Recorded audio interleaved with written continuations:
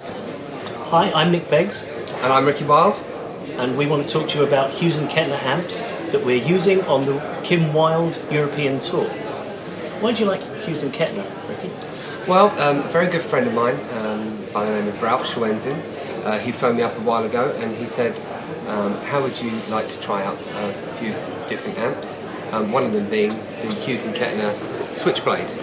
I said, let's give it a go, because we do quite a few festivals abroad, and we hire in different amps and different speakers for each different gig we do, and I've never ever found a sound that I was really 100% happy with. And so I wanted to spend a bit of time with the Switchblade, because it is pretty versatile in the different sounds you can get, and you can program all the sounds and the feedback and the clean sound. It also has its own chorus and delays, and it just sounded really good. So we got it in, and it just sounded perfect with the guitar that I use, which is the Gibson Explorer. And so we tried it for rehearsals, and it just sounded absolutely wonderful. We got one in Philip. Yes. Well, were you happy with your bass? The Quantum, the Hughes Kettner Quantum is a great, well-built, very sturdy rock bass amp. But it also, from my perspective, works extra well because I use a Rickenbacker, and it gives a lot of additional sub frequencies, which are very useful when playing the Rickenbacker. And as with your amp, I noticed it's got everything on the front panel. You have a mute switch, which I know sounds really basic, but often they're put around the back of the amplifier, which just seems silly to me. But on a Hughes Kettner, it's right at the front. You have an active and passive input, which again for me is great, because with Rickenbacker it's a passive instrument. You have a wonderful valve, and it gives a warm sound to it again, and enables you to roll in the sub frequencies and attenuate as much low end as you want, a bit like 15-inch cab would. And I'm really happy with it, actually.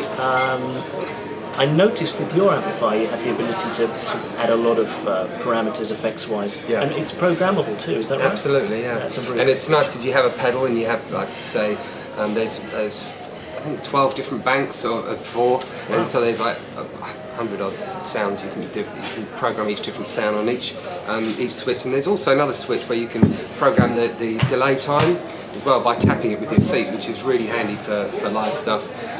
So that really works well. But yeah, you have chorus and delays, and obviously the extra feedback. So it comes to solo, just hit the switch and straight away it just becomes the right volume, and you can program all those parameters and the EQs and the distortion and feedback, and it really works well for us on stage. Yeah. It's nice having just the one pedal rather than a whole bank of them. So for us, it's Hughes Kettner mit Pommes frites. Yes. Bitte.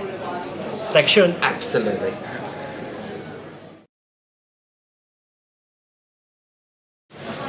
Okay.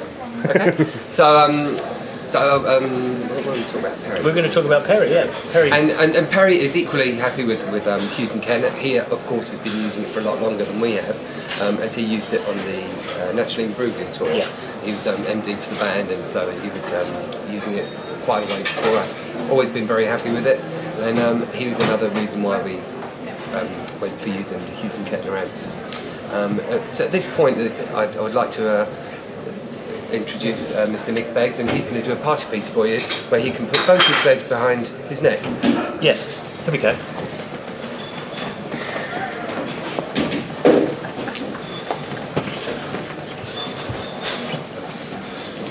Thank you.